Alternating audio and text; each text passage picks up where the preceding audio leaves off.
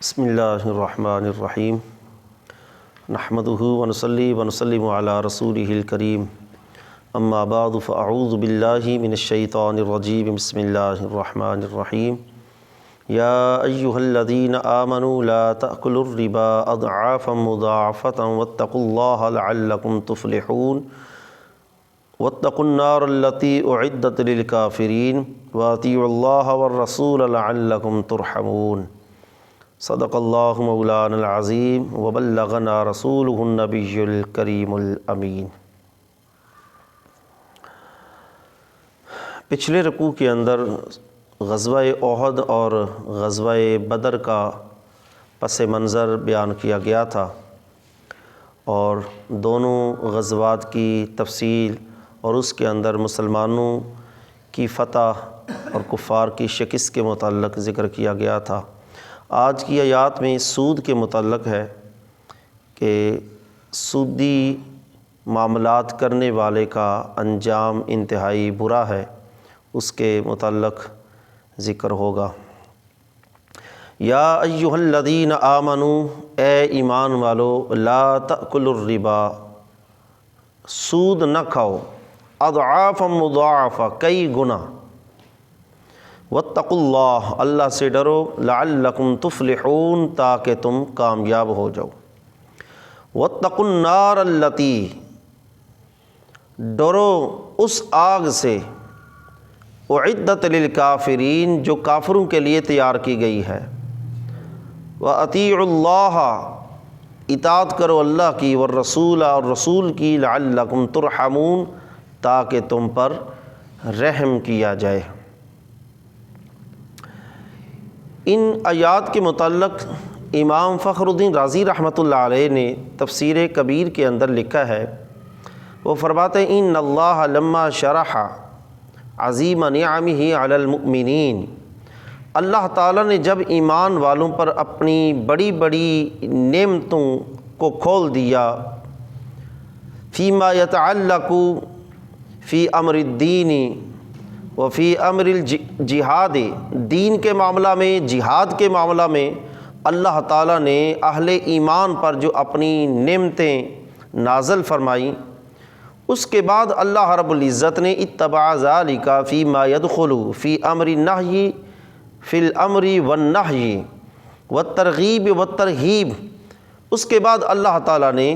امر و نہی، ترغیب و ترہیب کا ذکر کیا، یعنی ایمان والوں کو اللہ رب العزت نے خوشخبریاں اور نعمتوں کی طرف بھی رغبت دلا کر صراط مستقیم کی دعوت دی، اور اپنے عذاب کا ڈر، اپنے غضب کا ڈر، اس کی طرف بھی لوگوں کو رہنمائی کر کے صراط مستقیم کی طرف دعوت دی۔ اور ایک تفسیر کے اندر ہے کہ یہ آیات جو ہیں، ان آیات کے متعلق یحتمل ان تکون ہذہ الآیہ، یہ آیت بالخصوص پہلی جو ربا کے متعلق ہے، کہ اس آیت کے اندر جو سود کا ذکر آیا ہے، تو پچھلے رکوع کے اندر چونکہ غزوہ احد اور بدر کا جہاد کا ذکر آیا، تو ساتھ ہی اگلے رکوع کے اندر متصل شروع ہو گیا ہے، رکوع کے شروع میں ہی ربا کا، سود کا ذکر کیا۔ تو بعض مفسرین فرماتے ہیں اصل میں وجہ یہ ہے، یحتمل ان تکون ہذہ الآیہ متصلۃ مما قبلها من جہت ان المشرکین فی غزوۃ احد انفقوا علی عساکرہم اموالا کثیرا جمعوها من الربا، کہ غزوہ احد کے اندر مشرکین نے اپنے سپاہیوں پر جو مال خرچ کیا، اور کثیر مال انہوں نے خرچ کیا، اور وہ مال انہوں نے کہاں سے حاصل کیا تھا؟ تو مفسرین فرماتے ہیں وہ انہوں نے سود کے ذریعے مال جمع کیا تھا، وہ سود کے طور پر جمع کیا ہوا مال انہوں نے اپنے سپاہیوں کے اوپر، اپنے لشکروں کے اوپر وہ جمع کیا ہوا سود کا مال خرچ کیا۔ وَلَعَلَّ ذَلِكَ يَسِيرُ دَاعِيًا لِلْمُسْلِمِينَ، اللہ تعالیٰ نے یہاں سود کا ذکر کر کے مسلمانوں کو تنبیہ کرنے کے لیے ان آیات کا ذکر کیا، کہیں داعیا للمسلمین الی الاقدام علی الربا، کہ مسلمان ان مشرکین کے اس معاملے کو دیکھ کر کہیں وہ بھی اس طرف رغبت نہ کریں، وہ بھی یہ اقدام نہ کر بیٹھیں کہ وہ بھی یجمع المال، وہ بھی مال جمع کریں من الربا، سود کے ذریعے، وَيُنْفِقُوا عَلَىٰ عَسْكَرِهِ، اور اپنے لشکر کے اوپر وہ بھی اسی طرح مشرکین کی طرح وہ بھی مال سود کے ذریعے جمع کر کے اپنے لشکر کے اوپر خرچ کریں، وَيَتَمَكَّنُوا مِنَ الْإِنْتِقَامِ مِنْهُمْ، تو وہ سمجھیں کہ ہم نے بھی مشرکین سے اپنا انتقام لے لیا، جیسے وہ احد کے اندر آئے سود کے ذریعے مال جمع کر کے انہوں نے اپنے لشکر کے اوپر خرچ کیا، کہیں یہ مشرکین کا عمل مسلمانوں کے لیے یہ داعی نہ بن جائے اس عمل کی، کہ رغبت نہ بن جائے، مسلمان بھی کہیں سود کی طرف نہ چل پڑے کہ ہم بھی اپنے لشکریوں کے اوپر سود کا مال جمع کر کے خرچ کرتے ہیں اور مشرکین سے انتقام لیتے ہیں، فلا جرم نہاہم اللہ عن ذالک، تو یہ ضروری تھا، اللہ تبارک و تعالیٰ نے اس قسم کا خیال آنے سے پہلے ہی مسلمانوں کو اس چیز سے منع کر دیا، فرمایا لا تأکلوا الربا اضعافا مضاعفا، کئی گنا سود نہ کھاؤ۔ اب یہاں پر جو ذکر ہے زمانہ جاہلیت کے اندر ایک خاص طریقہ تھا سود کے حوالہ سے، کیونکہ سود ویسے تو اس کا مفہوم ہے سود کا بلا عوض جو نفع حاصل کیا جاتا ہے اس کو سود کہتے ہیں، بلا عوض نفع، اور اس کے اندر دو صورتیں ہیں، ایک ہے ادھار کے اندر اور ایک ہے قرض کے اندر۔ ادھار اور قرض یہ ہے کہ کوئی بندہ کسی سے ادھار رقم لیتا ہے، ادھار سودا خریدتا ہے، اور اس سودے کے اندر یا کوئی اس سے رقم لیتا ہے، نقدی لیتا ہے، تو اس نقدی کے اندر یا اس سودے کے اندر جو مہلت رکھی جاتی ہے اس مہلت کے اندر اضافہ رکھا جاتا ہے، بالخصوص نقدی کے اندر یہ ہوتا ہے، پیسوں کے اندر، کہ ایک مہلت رکھی جاتی ہے، کسی نے 1,00,000 روپیہ کسی سے قرض لیا تو اس کی مہلت ہے 1 مہینے کی مہلت، اور اس مہلت پر بعض سود اس طرح لیتے ہیں کہ مہلت سے زائد دن اوپر ہوئے تو اتنا جرمانہ، وہ جرمانہ نہیں وہ سود ہوتا ہے، اور بعض جو ہے وہ قرض دیتے وقت ہی اس چیز کو معین کر دیتے ہیں، ہم نے 1,00,000 دیا ہے تو 1,05,000 واپس لیں گے، تو یہ دونوں صورتوں میں یہ سود ہے۔ اور رہا مسئلہ لین دین کے معاملہ میں جو ہے ادھار، اس کے اندر یہ ہے کہ کوئی بندہ ساز و سامان بیچ رہا ہے یا خرید رہا ہے، اس کے اندر اگر ہم جنس چیز کا تبادلہ کرتے ہیں تو وہ برابر برابر جائز ہوگا، مثلا گندم دے کر گندم خرید رہے ہیں تو برابر برابر تو جائز ہے، لیکن ہم جنس اضافے کے ساتھ وہ جائز نہیں ہے۔ اور اسی طرح ادھار کے اندر یا قرض کے اندر جو نفع اٹھایا جاتا ہے اس نفع کو بھی سود ہی کہا جاتا ہے، کسی بھی قسم کا جو قرض کے اندر نفع اٹھایا جائے۔ تو زمانہ جاہلیت کے اندر ایک طریقہ یہ تھا، کان الرجل فی الجاہلیۃ اذا کان لہ علی الانسان 100 درہم مثلا الی اجل، اگر کسی بندے کے دوسرے بندے پر مثال کے طور پر 100 درہم قرض ہوتا الی اجل، کسی مقررہ مدت پر، یعنی 1 مہینے کی اگر مدت ہے تو 1 مہینے کا مدت پر قرض ہوتا، فَإِذَا حَلَّ الْعَجَلُ، جب وہ مدت پوری ہو جاتی، اور لم یکن المدین واجدن لذالک المال، اب وہ مال وہ مقروض پیش نہ کر سکتا، تو جو قرض خواہ ہوتا وہ کہتا زدنی فی المال حتی ازیدہ فی الاجل، تم مال بڑھا دے میں مدت بڑھا دیتا ہوں، یعنی جس نے 100 درہم دیا ہے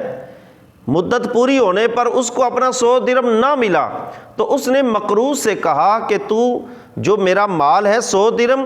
جب تو دے گا تو دینے کے اندر تو اضافہ کر دے، تو مال بڑھا دے میں تیری مدت بڑھا دیتا ہوں۔ اور اسی طرح پھر بعض اوقات فربما جعلہ مئتین اذا اجل ثانی، حتیٰ کہ 2 مدتیں گزر جاتی اور 200 ہو جاتا۔ فیاخذ بسبب مئۃ، اس 100 کی وجہ سے وہ مدتیں بڑھاتا جاتا، کئی مدتیں بن جاتی 100 کی وجہ سے۔ فیاخذ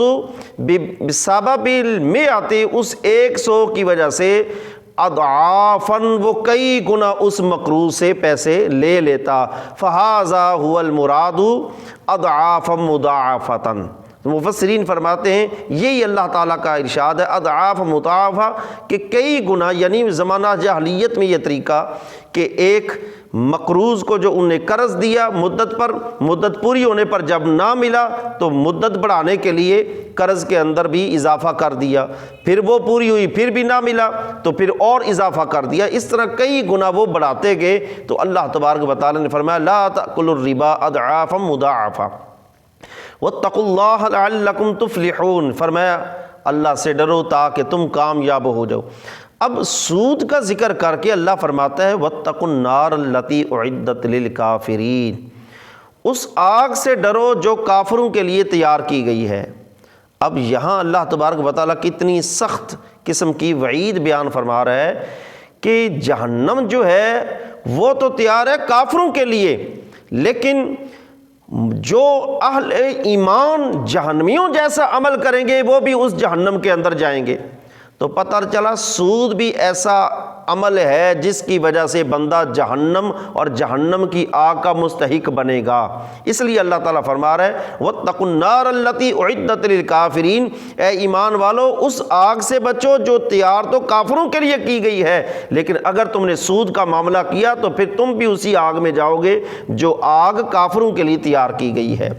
سود کے متعلق پیچھے 3 پارے کے اندر بھی تفصیلاً گزرا تھا، وہاں بھی احادیث آئی تھی، نبی علیہ الصلوۃ والسلام نے بھی سود کے معاملہ کے اندر بڑی سخت وعیدیں فرمائی ہیں۔ ایک حدیث پاک میں اللہ کے رسول صلی اللہ علیہ وسلم نے ارشاد فرمایا سود کے 70 گناہ لکھے جاتے ہیں، سود والے کے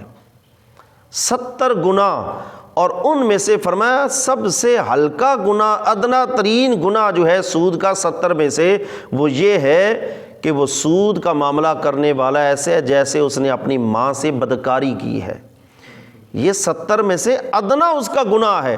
تو بڑے گناہ پھر وہ کس قسم کے ہوں گے جو سودی بندے کے لکھے جاتے ہیں۔ ایک حدیث پاک میں فرمایا اللہ تعالیٰ کی لعنت ہو سود کھانے والے پر، سود کھلانے والے پر، سود لکھنے والے پر، سود کے معاملہ میں گواہ بننے والے پر، فرمایا اللہ تبارک و تعالیٰ کی لعنت ہے۔ اور ایک حدیث پاک میں فرمایا سود کا معاملہ جو ہے سودی بندے کے لیے، سود جو ہے وہ بندے کو لالچی بنا دیتا ہے، حریص بنا دیتا ہے، حتیٰ کہ وہ مال کے جمع کرنے کی وجہ سے یہ اس کے اندر دنیا کی طلب میں اضافہ ہو جاتا ہے اور حرص اس کی بڑھ جاتی ہے سود کی وجہ سے۔ تو جو بندہ سود کی طرف جاتا ہے وہ مال کی حرص، دنیا کی حرص اور لالچ بڑھ جاتی ہے۔ اسی وجہ سے فرمایا کہ ایسا بندہ وہی ہے کہ اگر اس کے پاس 2 وادیاں اس کے پاس سونے کی بھری ہوئی ہوں تو وہ خواہش کرے گا ایک اور میرے پاس ہو۔